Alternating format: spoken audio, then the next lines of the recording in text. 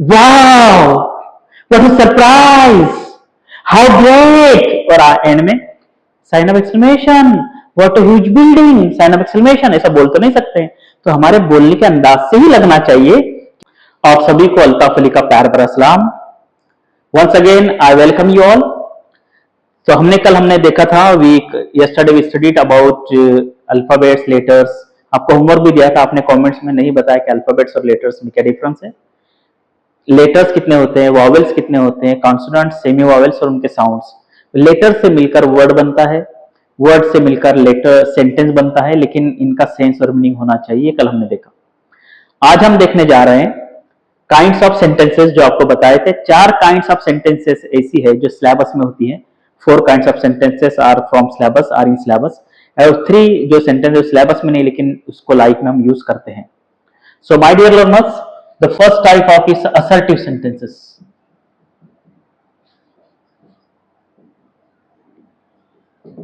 ये बिल्कुल सादे सिंपल होते हैं, इनको बयानिया जुमला भी कहते हैं। इंग्लिश में इसको स्टेटमेंट भी कहा जाता है, statement. So these are positive and negative both. ये सेंटेंस पॉजिटिव भी होते हैं और निगेटिव भी होते हैं, और ये पॉजिटिव और निगेटिव ये सभी होते हैं। एक्सक्लेमेटरी सेंटेंस भी पॉजिटिव निगेटिव हो सकते हैं, इंट्रोगेटिव सेंटेंसेस भी पॉजिटिव निगेटिव हो सकते हैं, एक्सक्लेमेटरी भी पॉजिटिव निगेटिव हो सकते हैं, ऑब्जेक्टिव, अबिजिव और कर्स्ड ये पॉजिटिव निगेटिव होते हैं। अब इसमें हम देखेंगे पहला assertive sentence, I am fine.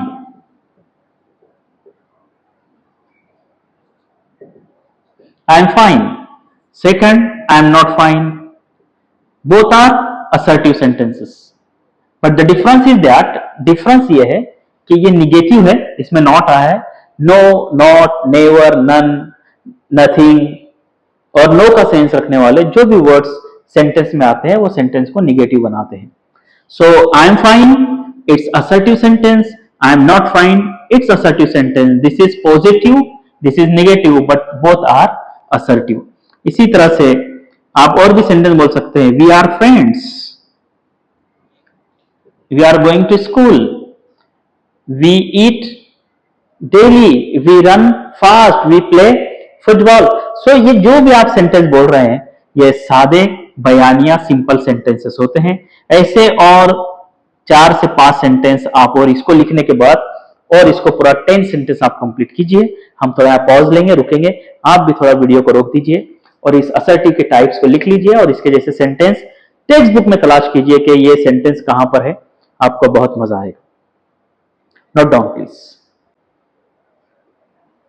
Now dear learners, we are going to understand second type of sentences, and that is exclamatory sentences.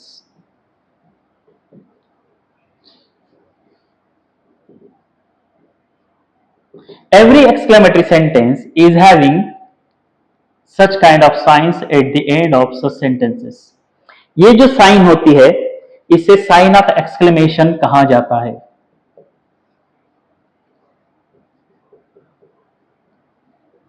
ताज्जुबिया निशान, हैरत करने वाला निशान।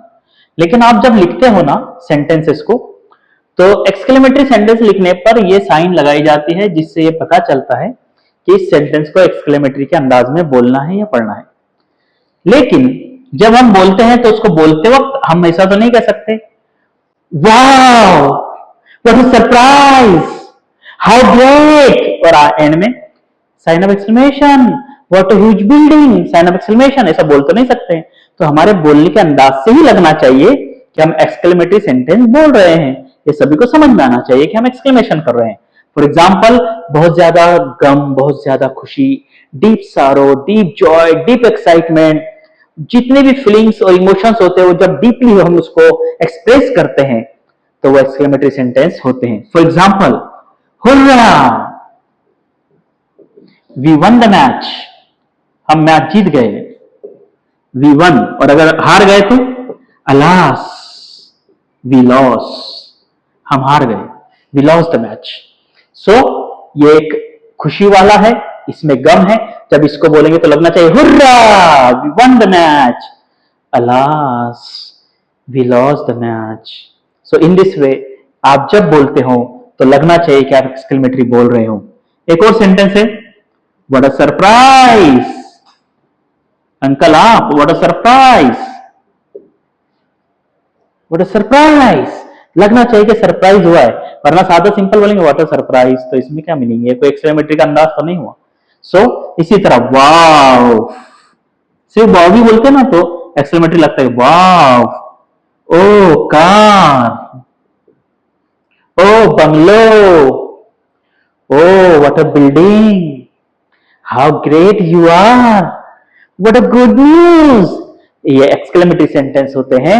इन एक्सक्लेमेटरी सेंटेंस को आप लिख लीजिए और अपने तौर पर जब आप किसी बुक या टेक्स्ट को स्टडी करेंगे तो देखिए कि आप किसी चीज को पढ़ रहे हैं तो उसमें कौन कौन से एक्सक्लेमेटरी सेंटेंस आए हैं, और जब आप ये सेंटेंस बोलोगे तो बोलते वक्त हमने जो टोनिंग आपको बताया है उस टोन को ध्यान में रखते हुए आपको बोलना होगा, ताकि सुनने वाले को लगे कि आप एक्सक्लेमेटरी सेंटेंस बोल रहे हो, आप ताज्जुब कर रहे हो किसी चीज को लेकर। Now, my dear learners, third type of sentences is imperative sentences.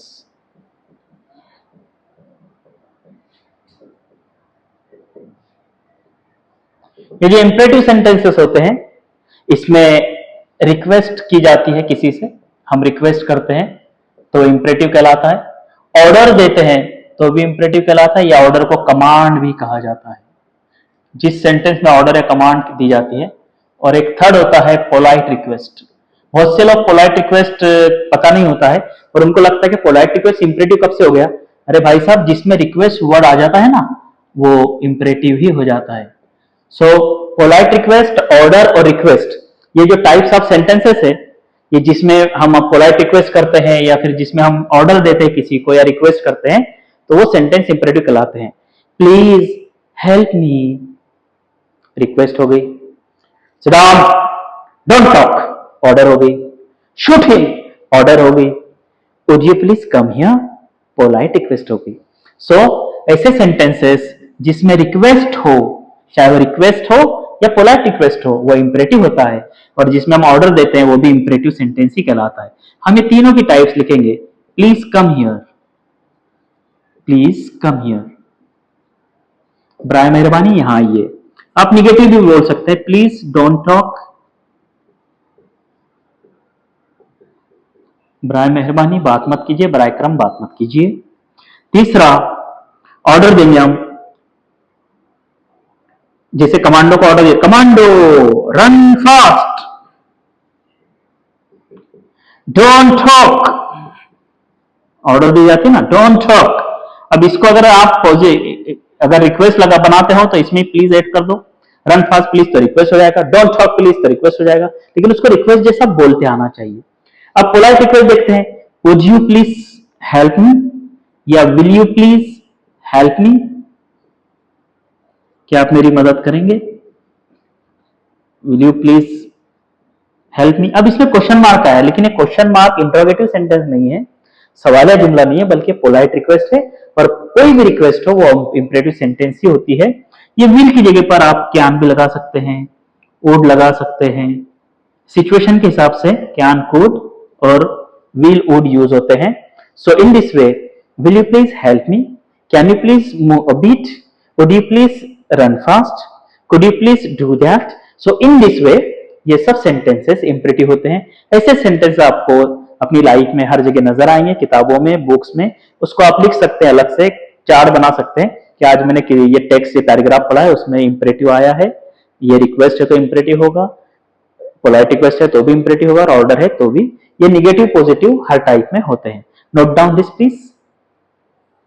My dear learners, now the fourth type which is in syllabus, that is interrogative sentences. ये बना है इंट्रोगेशन से, interrogate. To interrogate means, interrogate means सवालात पूछना या पूछताछ करना, पूछताछ के लिए सवालात पूछे जाते हैं।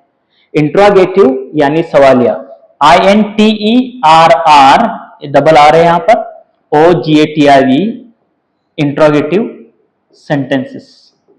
ये क्वेश्चन वाले होते हैं जिसमें सवाल पूछा जाता है, और इसमें ये जो साइन इस्तेमाल होता है इसके एंड में, उसको साइन ऑफ इंट्रोगेशन या क्वेश्चन मार्क भी कहा जाता है।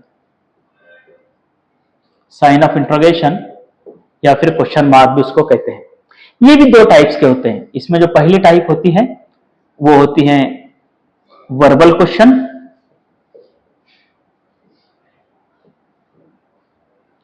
और जो दूसरी टाइप होती है वो होती है WH type question.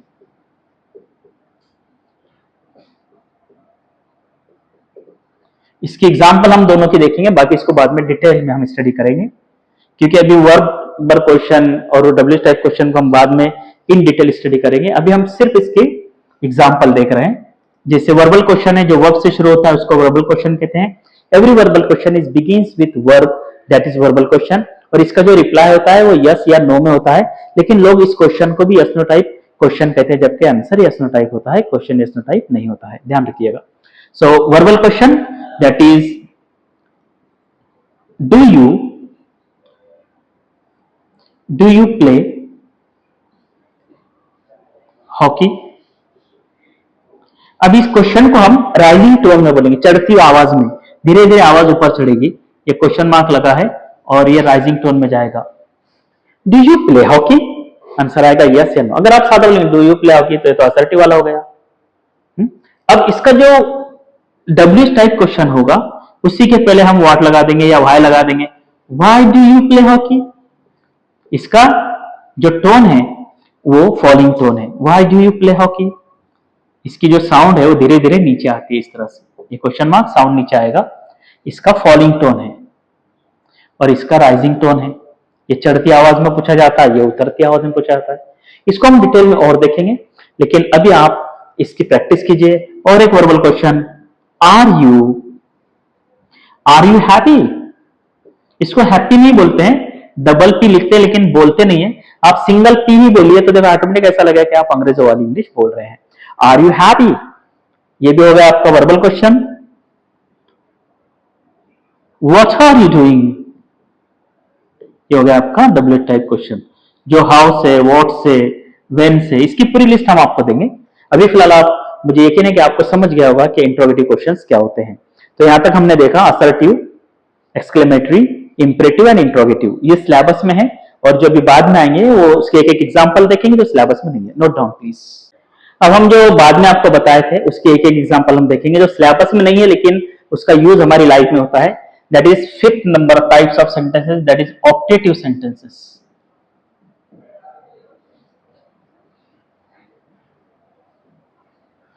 Optative sentence यानी दुआया जुमले। जैसे हम दुआ करते हैं ना किसी के लिए, मैं अल्लाह ब्लेस यू, अल्लाह आपकी हिफाजत करें, मैं अल्लाह ब्लेस यू, आमीन। किसी को दुआ देते हैं, ये दिन आपकी जिंदगी में बार बार आए, wish you many many happy returns of the day.